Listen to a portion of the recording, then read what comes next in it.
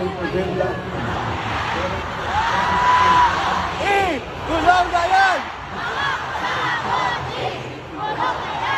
Mga kurakot, kulong na yan. Uy, mga kurakot, kulong na yan. Mga ipokrito, kulong na yan. Mga ipokrito, kulong na yan. Mga kainsuka, ikulong na yan.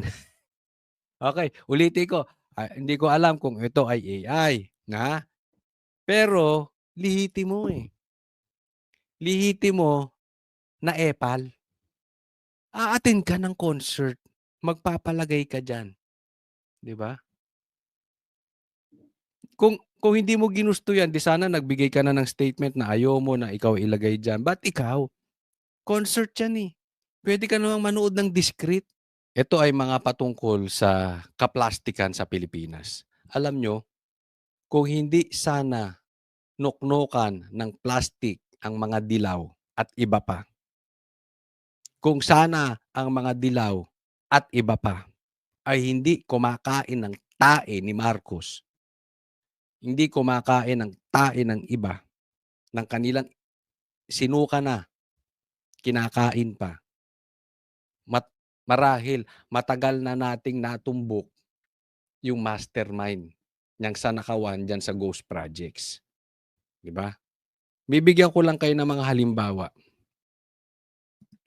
Ito, sabi ni Jokno, I never had any political ambition. Wala daw siyang ambisyon maging politiko. In fact, most of my life, I was very happy with being a teacher and human rights lawyer. Yun na mismo yung buhay ko. So wala siyang balak. Ha? Siya human rights lawyer at teacher. Yun ang gusto niya. Wala siyang balak magpolitika. Pero ano sabi ni Kiko Barsaga? That's a pretty bold statement coming from someone who ran for a national position for every election in the past decade. So yung nakaraang dekada, takbo ka ng takbo sa national election. Gago. Tapos sasabihin mo, ayaw mo maging politiko. Wala kang ambisyon. Bakit ka takbo ng takbo? Kaninong pangarap yan? Pangarap ko? Sasabihin mo, hindi, pangarap ito ng taong bayan. Dahil gusto nila akong ihalal. Gago! Hindi po mura yun. Yun ay parang higher is stupid. Kasi ginagago nito taong bayan. Saan tingin niya, bobo yung taong bayan, kaya siya nagsasalita ng ganyan. You people, you. Hindi ko alam kung ano ibig sabihin ni Kiko Barsaga, you people. Ako, sa tingin ko, you people, kayong mga dilawan. Kayong mga dilawang pahuli. Kayong mga hypocrites na dilawan. Kayong mga taing dilawan na walang paninindigan ngayon. Dahil sa gusto nyo makaganti sa Duterte. Dahil sa kagustuhan nyo ayaw maupo ang mga Duterte. Kayo rin mga komunista na kayo walang Diyos. Kayong mga komunista. Hindi ko sinasabi si Jokno. Kayong mga komunista na ayaw nyo mapaupo ang Duterte dahil pag napaupo ang Duterte, yari kayong mga komunista. You people are only interested in money and power. Tatanggi. Ayaw maging politiko, takbo ng takbo. Ito mga klase ng politiko natin. Plastic. Politiko, kaya nga sinabi ko grabe tong grabe tong dilaw. Sa totoo, sila ang salot ng Pilipinas. 2 Aquino na upo, wala rin nangyari. Ngayon, nakikikuntsaba naman kay Marcos. Di ba? Akala mo, Marcos, nauuto mo yan? Kaya lang kumakampi sa iyan because you are a weaker person. You are a weaker color. Kasi kung sakaling, halimbawa, hindi maging presidente si BP Sara, ma-eliminate ang Duterte sa history. Alam nila, kayang-kaya kanila, Marcos. These yellows will eat you alive.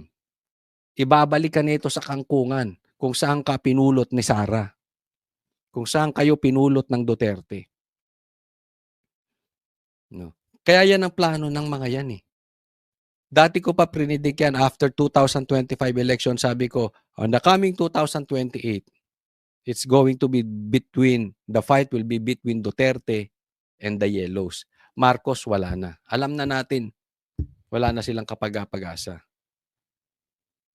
Kaya ngayon, ang dilaw, pumuposisyon. Umeepal. Ito lang masasabi ko sa inyo, and I'm very confident on this. Kahit pagsamahin nyo pa ang boto ng komunista, ng dilaw, ng mga magnanakaw, at ng pula, you will not win against Duterte. And I know you know that. Kaya nga, pilit yung eliminate si Sara. Dalawa lang ang dahilan para hindi makaupo si BP Sara. Patayin o i-disqualify ng ibang secretary, ng ibang entity dyan, pa-impeach, etc. Other than that, if we are going to talk about election, it's not even closed. Walang didikit kay BP Sara. Ito pa, isang plastic, isang politiko. Ito, kumalat tong video na ito. Tingnan ninyo ha, hindi ko alam, okay, unahan ko na kayo, hindi ko alam kung AI yung pagkakagawa ng sigaw. Pero legit po eh. Legit po ang kaplastikan nitong mama na ito. O tingnan niyo si Kiko Matching, hindi yung Kikong Barsaga yung matino Ito yung Kikong Trapo. Kiko Pangilinan nag-attend ng concert. O pakinggan niyo sigaw ng taong bayan.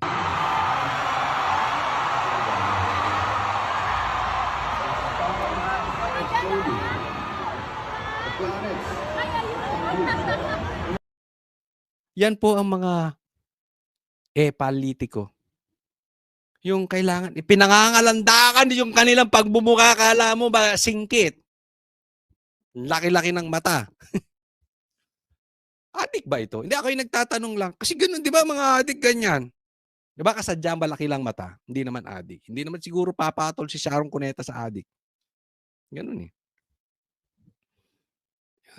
Makasadya. Alam mo tong dilaw? Ang sabi dito eh, basta maging relevant lang muna sila. Yan ang plano nila ngayon eh. Maging relevant, no? Congratulations sa pagkapanalo mo, Garcia, sa Senado. Ay, Garcia. Ba't Garcia? Das Garcia elected official senator. Kiko Pangilinan. Palakpakan. Di umano. Kasi yan ang nakababasa ko eh. Ha? Yan ang nababasa ko sa comment section. Totoo ba? Garcia Senator ito. Garcia Senator. Okay.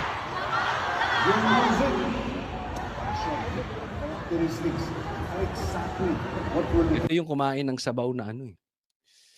Wala na, ay uminom ng sabaw, wala namang nainom. O ito pa isang anggulo para makita nyo kung totoo o AI ito. Ha?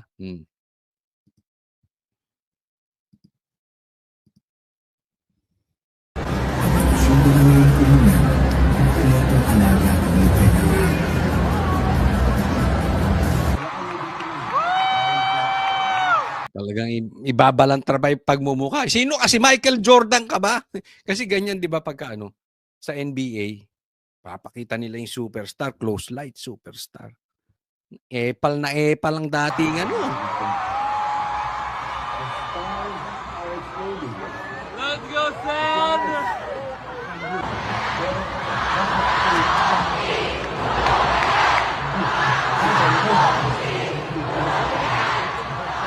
Yung music.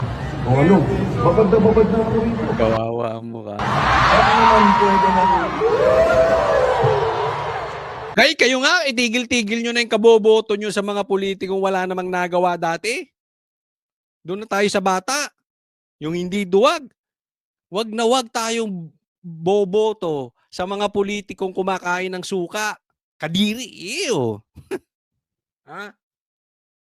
Hindi, sasabihin na naman nung Coach Oli, hindi na naman nanalo yan. Yan na naman sasabihin nila sa comments eh. Hindi naman nanalo yan eh. Hindi naman namin binoto yan. Si Garcia bumoto dyan. Alam ko na, yan ang sasabihin nyo. Inunahan ko na kayo. Baka naman pwede nyo nang tanggapin ako. Ano guys, me? Epal na epal, animal. Ay nako, tama na nga yan, Kiko. Kung kanina pinakita natin mga plastic, mga epalitiko, yung talagang pinangangalandakan pa, maka-epal lang, 'di ba? Oo. Ngayon pakita ko sa inyo paano dapat. Ganito dapat, discreet lang. Pagtulong discreet lang. Sabi, Office of the Vice President. O, tumulong. Pero ganyan lang. Ha? Hindi nakalangkay doon. Ang laki-laki ng tarpaulin, BP Sara. Tutulong ka lang, pangangalanda. Sabi nga, pag tumulong ka, wag mong ipaalam yung tinulong ng kaliwa mo sa kanan at wag mong ipaalam yung tinulong ng kanan mo sa kaliwa. Anong ibig sabihin? Be discreet. Hindi mo na pinagmamalaki. Lalong-lalo na kung hindi mo naman pera ng taong bayan. Dapat ganito, pinangalandakan ba ni Sara? Hindi. O, ano sinabi niya? Office, kahit ginigipit na ang opisina ng Vice President, pilit pa rin tumutulong. Office of the Vice President. So, ibig sabihin, hindi sa kanya lang. Hindi sa kanya. Sa taxes na naibahagi sa Office of the Vice President. Hindi sa Office of Sara Duterte. At saka makikita mo, ang liit pa ng Office of the Vice President. Oh. Anong malaki? Diyos, bayan, Pilipino. Yan ang importante. Hindi yung politiko. Hindi naman galing sa kanila yung pera eh. Di ba? Ganito. Ganito ang hindi politiko. Ipinagmamalaki ang alin? Ang tulong kanino galing? Galing sa Diyos, galing sa bayan, at galing sa Pilipino. Tapos ang usapin. Walang muka, walang pangalan. Diba? Kaya maraming galit dito eh. Ayaw na magnakaw, ayaw pa umepal. Maraming galit kay Sara kasi na-expose sila eh. Di ba? Ang kadiliman, ma-expose yan pag binigyan mo ng liwanag. Yung kalokohan na-expose. Pambira. Ang laki-laki ng tarpaulin ni Risa. Kunwari ikaw si Risa, ang laki-laki ng tarpaulin. Eh di magmumukha kang gago talaga. Di ba? Mamimigay ka, laki ng tarpaulin mo. Tapos si Sara, ganyan. Walang nakalagay na mukha, di ba? O di magmumukhang gago yung isa.